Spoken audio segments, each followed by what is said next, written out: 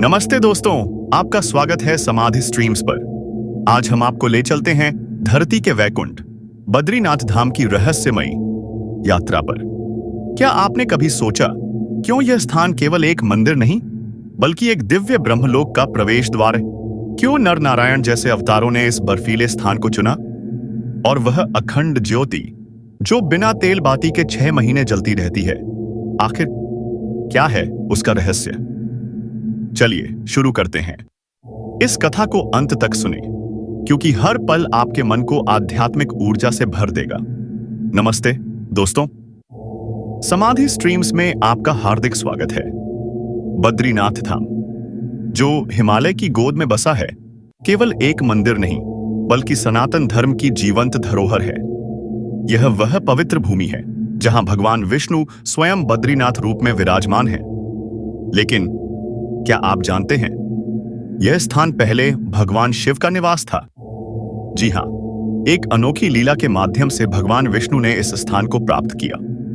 हजारों वर्ष पूर्व जब देवता और ऋषि इस धरती पर विचरण करते थे, तब भगवान शिव और माता पार्वती यहां निवास करते थे। उनकी उपस्थिति से यह भूमि और पवित्र हो गई थी। चारों ओर दिव्यता की छटा बिखरी थी और तपस्वियों के लिए यह स्थान स्वर्ग समान था। लेकिन भगवान विष्णु को इसकी आध्यात्मिक ऊर्जा इतनी प्रिय लगी कि उन्होंने इसे अपना तपस्थल बनाने का संकल्प लिया। क्या हुआ आगे सुनिए। भगवान विष्णु ने एक बालक का रूप धारण किया और जोर जोर से रोने लगे। माता पार्वती का हृदय दया से भर गया और उन्होंने बालक को गोद में उठा लिया। लेकिन यह बालक शांत ही नहीं हो रहा था। भगवान शिव ने कहा, यह साधारण बालक नहीं है, इसे छोड़ दो। पर माता की ममता ने ऐसा करने नहीं दिया। तभी भगवान विष्णु ने अपनी लीला रची और मंदिर के द्वार भीतर से बंद कर दिए। जब भगवान शिव ने देखा कि द्वार नहीं खुल रहे, तब भगवान विष्णु अपने वास्तविक स्वरूप में प्रकट हुए और बोले, प्रभु, यह स्थान मुझे बहुत प्रिय है। मैं यह तपस्या करना चाहता हूं। कृपया आप केदारनाथ में वास करें। भगवान शिव ने मुस्कुराकर उनकी विनती स्वीकार की और केदारनाथ चले गए। तब से भगवान विष्णु बद्रीनाथ में अपने भक्तों को दर्शन देते हैं। क्या यह कथा आपके मन को छू गई? लेकिन यह तो शुरुआत है। आइए अब इस धाम के रहस्यों को और गहराई से जानें। बद्रीनाथ धाम की महिमा केवल पौराणिक कथाओं तक सीमित नहीं है। यह स्थान प्राकृतिक और आध्यात्मिक चमत्कारों का संगम है। समुद्र तल से 10,170 फीट की ऊंचाई पर बसा यह मंदिर बर्फीली चोटियों और अलकनंदा नदी से घिरा है। लेकिन समय के साथ प्राकृतिक आपदाओं और आक्रमणों ने इस स्थल को क्षतिग्रस्त कर दिया था। तब 8वीं शताब्दी में आदि गुरु शंकराचार्य ने इस मंदिर का पुनरुद्धार किया। क्या आप जानते हैं कैसे? उन्हें स्वप्न में भगवान विष्णु ने दर्शन दिए और अलकनंदा नदी के समीप एक शालिग्राम शिला में उनकी मूर्ति प्राप्त करने का संकेत दिया। शंकराचार्य ने नारद कुंड में कूदकर वह मूर्ति प्राप्त की जो स्वयंभू है। उन्होंने इसे विधिवत स्थापित किया और तब से बद्रीनाथ धाम सनातन धर्म का प्रमुख तीर्थ बन गया। यह मूर्ति केवल पत्थर नहीं बल्कि भगवान विष्णु का साक्षात विग्रह है। 6वीं शताब्दी में आक्रमणों के डर से पुजारियों ने इस मूर्ति को अलकनंदा में फेंक दिया था। सैकड़ों वर्ष बाद शंकराचार्य ने इसे पुनः प्राप्त किया। क्या यह चमत्कार नहीं? इस मूर्ति को देखकर हर भक्त को आध्यात्मिक शांति मिलती है।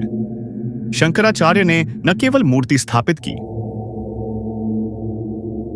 बल्कि पूजा पद्धति और परंपराएं भी निर्धारित की। उन्होंने केरल के नंबूदरी ब्राह्मणों को रावल मुख्य पुजारी नियुक्त किया, जो आज भी अविवाहित रहकर भगवान की सेवा करते हैं। यह परंपरा भारत की सांस्कृतिक एकता को दर्शाती है। क्या आपने कभी इतनी गहरी आध्यात्मिक एकता देखी है? यह धाम तपस्वियों और साधकों के लिए स्वर्ग है, जहां नारद मुनि ने भी भगवान विष्णु की आराधना की थी। अब बात करते हैं बद्रीनाथ के उन रहस्यों की जो विज्ञान को भी चुनौती देते हैं। पहला रहस्य, अखंड ज्योति। हर साल जब मंदिर के कपाट बंद होते हैं, मुख्य पुजारी गर्भगृह में एक दीप प्रज्वलित करते हैं। 6 महीने तक जब मंदिर बर्फ से ढका रहता है और कोई मानव वहां नहीं होता, यह ज्योति जलती रहती है ना आश्चर्यजनक? जब अक्षय तृतीया पर कपाट खुलते हैं, यह ज्योति वैसे ही जलती मिलती है। क्या यह भगवान नारायण की कृपा है या कोई दैवीय शक्ति इसे जलाए रखती है? वैज्ञानिक इसका जवाब नहीं दे पाए, लेकिन सनातन परंपरा इसे भगवान की उपस्थिति का प्रमाण मानती है। मान्यता है कि इस दौरान देवता स्वयं यहां पूजा करते हैं। क्या आप इस चमत्कार को देखना चाहेंगे? दूसरा रहस्य, मंदिर के कपाट 6 महीने क्यों बंद रहते हैं? चमोली जिले में स्थित यह धाम अत्यधिक ऊंचाई पर है, जहां नवंबर से अप्रैल तक भारी बर्फबारी होती है। इस दौरान आवागमन असंभव हो जाता है, इसीलिए शास्त्रों के अनुसार कपाट बंद किए जाते हैं। लेकिन पूजा रुकती नहीं। जोशी मठ के नरसिंह मंदिर में बद्री विशाल की उत्सव मूर्ति की पूजा होती है। क्या यह परंपरा आपको आश्चर्यचकित नहीं करती? तीसरा रहस्य, यहां शंख क्यों नहीं बजता? हिंदू धर्म में शंख पवित्र है, लेकिन बद्रीनाथ में यह वर्जित है। कथा है कि माता लक्ष्मी तुलसी भवन में तपस्या कर रही थी। उसी समय भगवान विष्णु ने शंखचूर्ण दैत्य का वध किया, लेकिन शंख नाद नहीं किया, ताकि माता की साधना भंग न हो। क्या यह प्रेम और समर्पण की मिसाल नहीं? यह परंपरा आज भी कायम है। बद्रीनाथ की परंपराएं इसे और भी विशेष बनाती हैं। पहली परंपरा, तुलसी प्रसाद। यहां भक्तों को मिठाई या फल नहीं, बल्कि तुलसी का प्रसाद दिया जाता है। तुलसी भगवान विष्णु को अत्यंत प्रिय है। बद्रीनाथ की तुलसी विशेष है, जो कठोर जलवायु में उगती है। इसे केवल भगवान को अर्पित करने के लिए तोड़ा जाता है। क्या आप जानते हैं, इस तुलसी की सुगंध महीनों तक बनी रहती है। मान्यता है कि यह नकारात्मक शक्तियों को दूर करती है और घर में सुख शांति लाती है।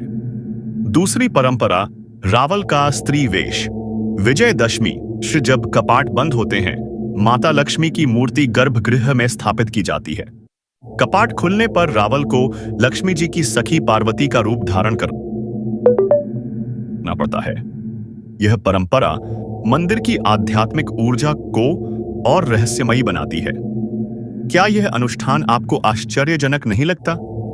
तीसरी परंपरा, नंबूदरी ब्राह्मण। केवल केरल के नंबूदरी ब्राह्मण ही रावल बन सकते हैं।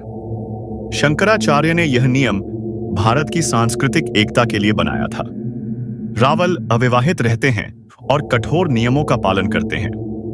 क्या यह समर्पण आपको प्रेरित नहीं करता? इन परंपराओं से बद्रीनाथ केवल एक मंदिर नहीं, बल्कि एक आध्यात्मिक केंद्र बन गया है। बद्रीनाथ के आसपास के स्थल भी उतने ही रहस्यमयी हैं। पहला, ब्रह्म कपाल। यह स्थान पिंडदान के लिए प्रसिद्ध है। मान्यता है कि पांडवों ने यहां अपने पितरों का पिंडदान किया था। स्कंद पुराण में इसे पितृ तीर्थ कहा गया है।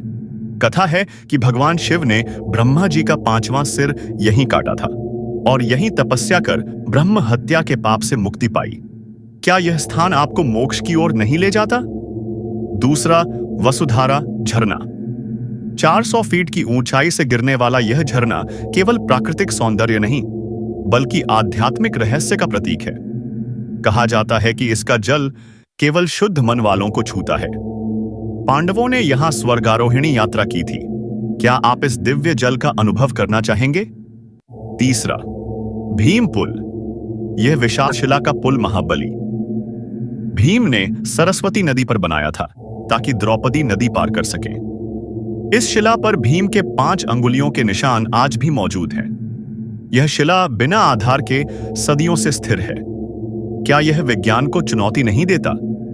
इन स्थलों की यात्रा हर भक्त के लिए आध्यात्मिक अनुभव है।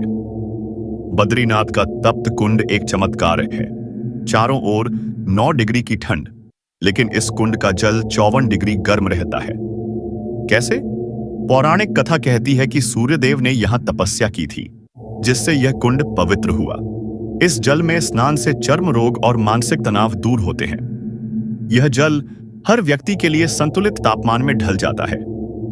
क्या यह ईश्वर की कृपा नहीं? दूसरा रहस्य, प्रकृति का मौन। यहां कुत्ते नहीं भौंकते, बादल नहीं गरजते और बिजली नहीं कड़कती। ऐसा क्यों? क्योंकि भगवान नारायण यहां ध्यान मुद्रा में है। प्रकृति उनकी साधना की रक्षा करती है। क्या यह प्रकृति का प्रणाम नहीं? यह मौन हर भक्त के हृदय में शांति भर देता है। क्या आप जानते हैं बद्रीनाथ नाम कैसे पड़ा? जब भगवान विष्णु यहां तपस्या कर रहे थे, तब हिमपात से वे बर्फ में दब गए। माता लक्ष्मी ने बद्री वृक्ष का रूप धारण कर उनकी रक्षा की। भगवान विष्णु ने कहा, तुमने मेरी तरह तप किया, यह स्थान बद्रीनाथ कहलाएगा। क्या यह प्रेम और तप की गाथा नहीं, लेकिन एक भविष्यवाणी भी है। पुराण कहते हैं, जब नर नारायण पर्वत मिल जाएंगे, तब बद्रीनाथ का मार्ग बंद हो जाएगा। जोशी मठ में नरसिंह भगवान की मूर्ति का हाथ पतला हो रहा है। जिस दिन यह लुप्त होगा, बद्रीनाथ और केदारनाथ विलीन हो जाएंगे। लेकिन सनातन धर्म में अंत नई शुरुआत है। भविष्य में भविष्य बद्री तीर्थ प्रकट होगा। क्या यह भविष्यवाणी आपको सोचने पर मजबूर नहीं करती? दोस्तों, बद्रीनाथ धाम की यह यात्रा कैसी लगी? यह केवल एक मंदिर नहीं, बल्कि तप, प्रेम और आध्यात्मिक ऊर्जा का केंद्र है। समाधि स्ट्रीम्स पर हम ऐसी ही कहानियां लाते हैं जो आपके मन को छू जाएं। अगर यह वीडियो आपको पसंद आया तो लाइक करें, अपने दोस्तों के साथ शेयर करें और कमेंट में बताएं कौन सा रहस्य आपको सबसे ज्यादा हैरान करता है। हमारे चैनल को सब्सक्राइब करें और बेल आइकन दबाएं ताकि हर नई कहानी आप तक पहुंचे। भगवान बद्री विशाल की कृपा आप पर बनी रहे।